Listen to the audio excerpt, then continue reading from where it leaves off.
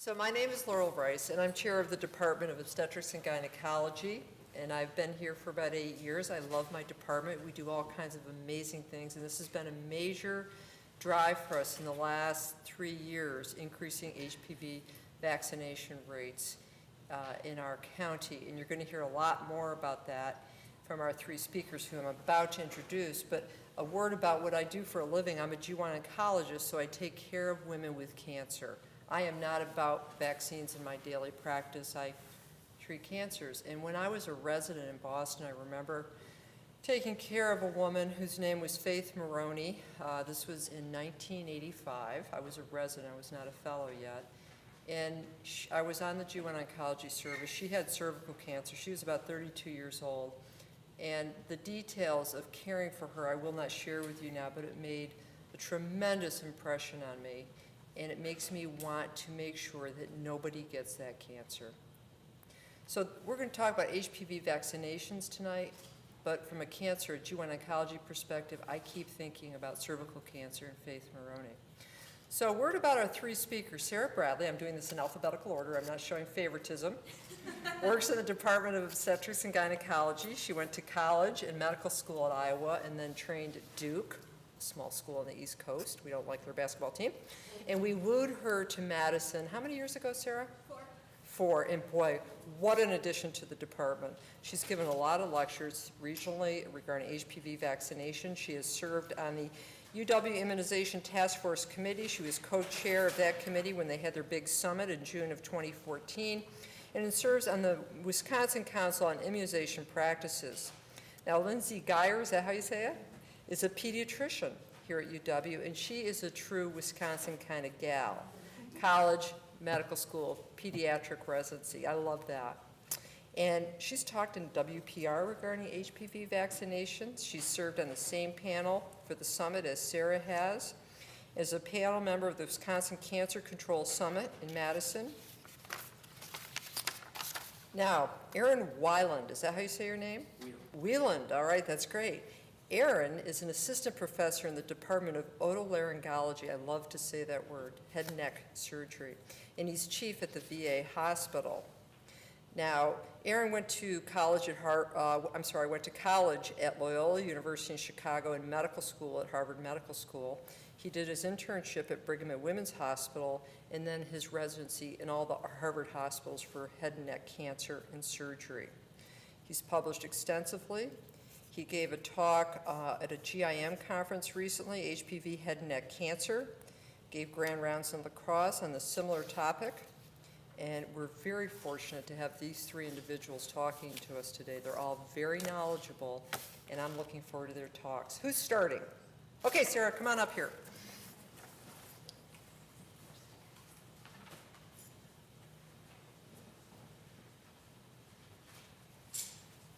All right. Well, thanks for coming, everyone. I really appreciate all of you guys taking the time out of your evening to come and hear this.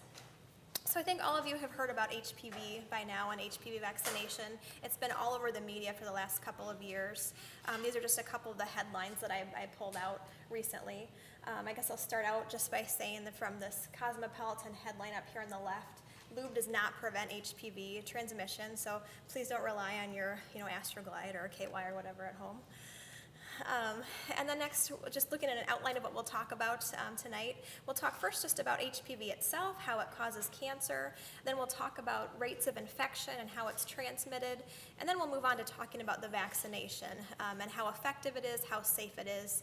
And we'll look at how are we doing at vaccination rates, both here locally and then across the state and nation as well. So I'll talk first about HPV. So this is the HPV virus. It's blown up very large for you here so you can see it. It's actually only 55 nanometers big. But this is a species-specific virus. That means it only infects humans, so it can't, for example, infect rabbits or swine or any other kind of animal. And there have been over 130 different types identified in humans, so quite a few types out there. It infects both skin and mucosal surfaces, so we think first about just the skin warts that people get, the plantar warts on your hands and feet. Those were some of the first issues related to HPV that we discovered. So types, for example, 1, 2, 3, 4 were some of the first types discovered. We then discovered that HPV also causes genital warts, so types 6 and 11 most commonly cause warts. And then we know that now that HPV also causes both genital cancers and oral cancers, head and neck cancers. And types 16 and 18 are really the big players there in causing those cancers. We first discovered this about cervical cancer from the work of a really brilliant German virologist who won the Nobel Prize for Medicine back in 2008. And this slide is just kind of showing a picture of how that process happens. So again, here's the HPV virus over here, and it's just showing how that virus infects or comes in contact with the cervical tissue. Those viral particles then, they kind of invade the actual cells of your tissue here, and over the next couple of weeks, the actual HPV DNA, that's shown by this pink circle here, will incorporate into your own cells. So the HPV DNA gets into your cells, it takes over your cells' machinery, and then it starts to replicate. So that's showing that here. It means it's making copies or duplicates of itself. Those viral particles then shed off and then can infect other people potentially, or other parts of your own body actually as well. Most people who are healthy, who are young, who have a good working immune system, will get rid of the virus. So within 2 years, as we're seeing here, something like 85 to 90% of people will heal and get rid of the virus. It will go away. But for some people, that doesn't happen. The HPV virus will hang around, and over the next 10 to 30 years, that DNA is not just inside the cell, but actually inside your own DNA within the cell, and then we'll start making cancer cells. So that's how that process happens. Again, it's not just cervical cancer, it's other cancers as well. And this next slide is just kind of showing how that happens just in tissue in general. So again, we have HPV infection over here first, infecting normal tissue. So then you have HPV infected tissue. Most people have no idea that they've been infected. You have no signs or symptoms, no idea that you have this. And then again, a lot of people, they will clear the virus, they will go back to having normal tissue. That's just a temporary infection. But then some people, again, will progress to precancerous tissue. We think about this a lot in cervical precancers and screening by pap smears to find these issues.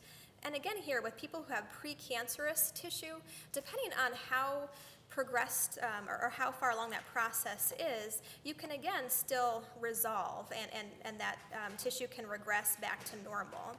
But once you hit this spot here and you develop cancer, obviously that doesn't go away. In terms of why do some people progress to precancer and then cancer? A couple of big risk factors.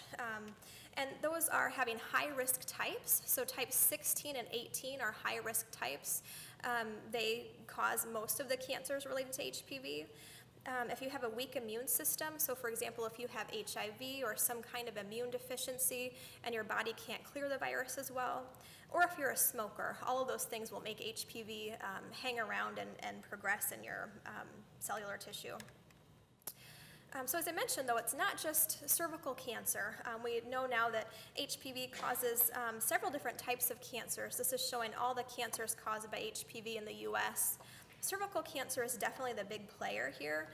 So about 12,000 cases per year in the U.S., and almost all of those are HPV related. And then for each of these other cancers, the red bar here, that's the percent that's caused by HPV versus the blue being non-HPV related. So also in women, vulvar and vaginal cancers are about 50% caused by HPV. In men, cancer of the penis is a rare cancer, but about 50% of those are HPV related. In both men and women, about 90% are HPV related. And then oropharyngeal cancer, also kind of a big player here, so almost 12,000 cases annually, and the majority are caused by HPV. So overall, HPV causes about 5% of all cancers in the U.S., over 33,000 new cases per year. 2/3 of these are in women, and 1/3 are in men. Here in Wisconsin, the last year I have data for is 2012, and so this is looking at all the cases and deaths in Wisconsin that are caused by HPV-related cancers.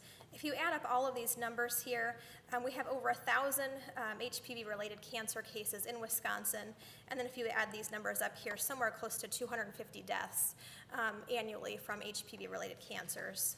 And again, cervical cancer, and then again, oropharyngeal cancer here. Those are the main two. The burden of precancerous disease. So this is really where I come in as an OBGYN. So how many of you have either had an abnormal pap smear or know somebody who's had an abnormal pap? Anybody? Yeah, it's pretty common, right?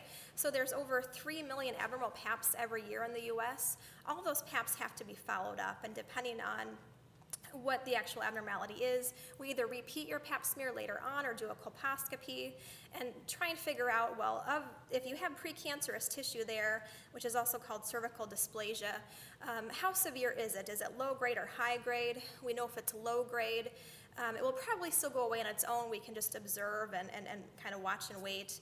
But if it's high grade, then we have to treat that because there's a high risk it will progress to cancer. And one of the ways that we'll treat that is by doing something called a LEAP procedure, which is shown here. So this is a procedure I do in my office, not uncommonly, where I'm cutting out a chunk of the cervix to remove all of the cervical precancer. And while it's great that I can do that, it's awesome that I can prevent these women from developing cancer years down the road. Gosh, those procedures aren't fun. They're uncomfortable. They're anxiety-provoking. People are really worried about, gosh, are we going to get it all? Is it going to come back? And then potentially, this kind of procedure will make your cervix weaker and potentially increase your risk for preterm labor in a next pregnancy. So it has other adverse effects as well. So this is really where vaccination, I think, is important, is that, hey, we can prevent all of this potentially. And then I think I will give it over to Dr. Wieland to talk about head and neck cancer.